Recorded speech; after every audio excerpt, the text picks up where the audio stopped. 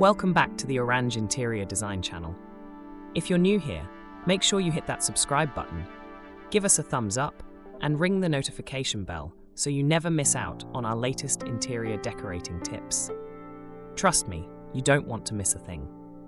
Interior design is so much more than just arranging furniture in a room. It's about creating an atmosphere, a space that feels uniquely yours, and where every little detail contributes to the bigger picture.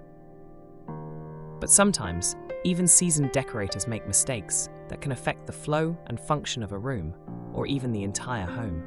Today, we're diving into the top interior design mistakes to avoid in 2025. These are mistakes you'll want to avoid at all costs if you want your home to look polished, cohesive, and practical. Stick with me until the end. I've got a ton of great tips, tricks, and real-life examples that will help you step up your design game. Right then, let's get started with the first mistake you should definitely steer clear of. One of the most common mistakes I see is choosing furniture that's either too large or too small for the space it's going into. It might seem like an easy thing to get right, but furniture size plays such a critical role in how a room feels. Imagine this. You buy a gorgeous sofa, and when it arrives, you realize it's just too big for your living room. Suddenly, you're left with a room that feels cramped and uncomfortable, like everything's crowding in on you. And the worst part is that this often leads to having to rearrange or even buy new furniture, which is both frustrating and expensive.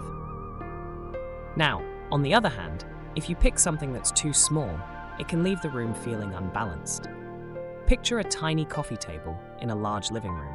It just doesn't make sense and can look a little out of place. So, how do you avoid this? First things first, measure your space before you buy anything. It might sound like a no-brainer, but trust me, I've seen so many people fall into this trap. You want to make sure that every piece of furniture fits proportionally with the room.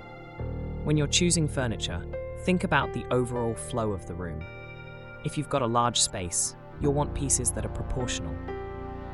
Not oversized, but substantial enough to fill the room without overwhelming it. And if you've got a smaller space, look for furniture that's sleek and has a smaller footprint. A big, plush sectional sofa might be your dream, but it's not always going to work in a tiny flat. Instead, go for a well-proportioned, comfortable couch that still gives you that cozy vibe without taking over the entire space. The next mistake is something that's often overlooked, but can make a huge difference in how your space feels: ignoring natural light. Light is such a powerful element in interior design. Rooms that are bathed in natural light tend to feel open, airy, and welcoming, while rooms that are too dark can feel cramped, gloomy, and uncomfortable. But unfortunately, many people ignore the role natural light plays in their design. Here's the thing. You want to make the most of the light that's available to you. If you're lucky enough to have large windows, you should be embracing that. I always recommend using sheer curtains or blinds that let in as much light as possible, while still maintaining your privacy. Natural light is a game changer, so don't block it out with heavy drapes that can make your space feel closed off. And if your space doesn't get a lot of natural light, don't worry. There are ways to work around that. A great trick is to use mirrors to reflect light and give the illusion of a brighter, bigger space. You can also use lighter paint colors on the walls and ceiling to make the room feel more open and light-filled. Even something as simple as strategically placing a mirror opposite a window can bounce natural light around the room and instantly transform the space. Alright, let's talk about overcrowding a room with too many pieces of furniture or decor. I get it. When you're designing your space, it's tempting to fill every nook and cranny with things that you love. But trust me, less is more when it comes to interior design. Overcrowding a room can make it feel chaotic and uncomfortable, and it can also take the focus off the pieces that really matter. Instead of cramming everything into one room, try to focus on creating balance. Leave negative space so each piece of furniture or decor has room to breathe. Think of it like a painting. If every square inch is filled, the beauty of each element is lost. Instead, carefully choose your furniture and decor so that every item has its own space to shine. This makes the room feel more peaceful, balanced, and less cluttered. And remember, you don't have to fill every wall or surface with something. Create focal points by choosing one or two areas of the room to highlight, maybe a statement piece of art above the sofa, or a unique vase on the coffee table. This will bring attention to the things you love without overwhelming the space. Another mistake I see is people forgetting about scale and proportion. It's one of those things that sounds simple, but it's so important to get right. If you place a tiny rug in the middle of a big room, it just looks off. The same goes for art. If you've got a huge wall, but you hang a small picture on it, the scale is completely wrong. The room will feel out of balance, and the pieces themselves won't get the attention they deserve. Make sure your furniture, rugs, and artwork are proportionate to the size of the room. For example, if you have a large seating area, opt for a rug that fits under all your main furniture pieces. It'll ground the space and create cohesion. And when it comes to artwork, choose pieces that fill the wall without overpowering it.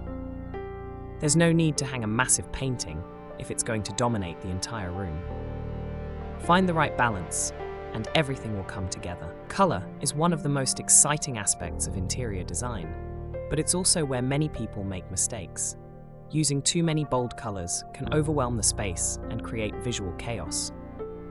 You might think that having lots of bright colors will make the room look lively, but it can actually make it feel disconnected. Instead, choose a neutral base for your room. Think soft grays, whites, or beige, and then introduce bold colors as accents. This could be a pop of color in a throw pillow, an art piece, or a chair. The key is to keep the bold colors intentional and balanced. A bit of deep blue or mustard yellow can look fantastic, but if you go overboard, it can quickly become overwhelming. Also, don't forget about the color wheel. Complementary colors work wonderfully together. If you want to bring in a bold hue, try pairing it with something opposite on the color wheel. This will create a harmonious look that feels balanced and vibrant rather than jarring. Another mistake that can throw off your entire design is not planning the layout properly. Many people assume that simply placing furniture against the walls will make the room look bigger, but in reality, it can often have the opposite effect. Before you buy furniture, take the time to plan your layout. Think about how the room will be used on a daily basis.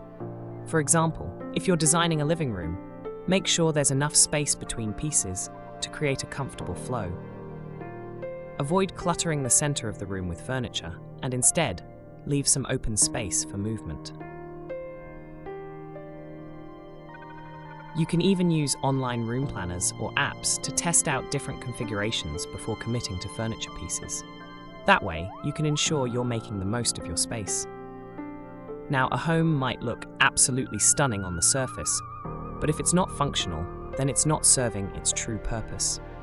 We often get caught up in the visual appeal of a room, its colors, textures, and overall aesthetic. But at the end of the day, if your space isn't functional for the way you live, you'll run into problems sooner or later. And let's be honest, a beautifully designed room won't feel so perfect when you can't actually use it in the way you need. Functionality is what makes a space livable. It's about creating a design that works for your lifestyle and needs, not just your visual preferences. So, how can you ensure your home is both beautiful and functional? Start by thinking about how you live in the space. Consider the flow of your daily routines, and think about the activities you do in each room. It's not just about filling a room with beautiful furniture, but about creating a room that enhances your life and meets your specific needs. When you combine functionality with aesthetics, you're creating a space that not only looks good, but works for you day in and day out. You can have all the stylish furniture in the world, but if you don't factor in practicality, whether that's adding adequate storage, maximizing natural light, or considering the flow of the room, it won't be a space you'll enjoy in the long run. Make sure everything in your home has a clear purpose and works together to make life easier. After all, functionality should never be an afterthought in interior design. It should be at the heart of every decision. I hope these tips help you create a home that's both beautiful and functional. If you've ever made any of these mistakes, or if you have other questions, drop a comment below. I'd love to hear your thoughts. Don't forget to subscribe, give this video a thumbs up, and hit that notification bell so you can keep up with all our latest design advice. Until next time, happy decorating!